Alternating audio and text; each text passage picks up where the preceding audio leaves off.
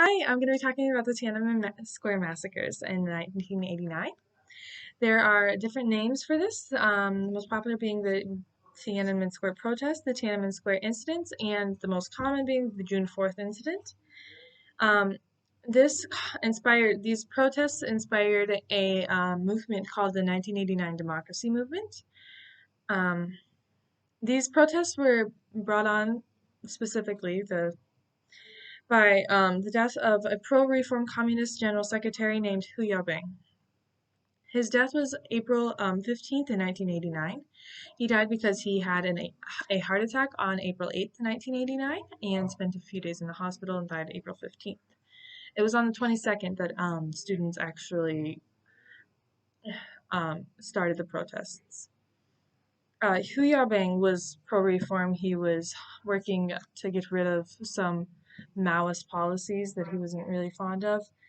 Um, he actually appreciated a lot of Western culture and a lot more than his contemporaries, at least. Um, he was also working to create better foreign relationships, especially with Japan.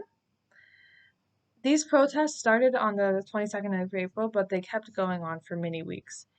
And finally, in May, the students started a hunger strike, um, which gathered the attention from like nationwide and nationwide. These cities would supporters in cities would start protesting their own cities. So this spread to 400 cities.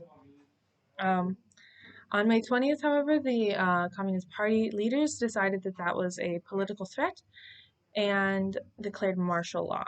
They brought over 300,000 troops to Beijing. Um, on June 4th, in the early morning, they mobilized these 300,000 troops to inner city Beijing, and in the process of these troops going to inner city Beijing, they killed both bystanders and demonstrators, supporters, protesters, all of that. Many countries condemned China for this, and some even imposed arms embargoes with China. China, however, decided to try and cover it up. They had a mass arrest of protesters and supporters. They suppressed other protests as well.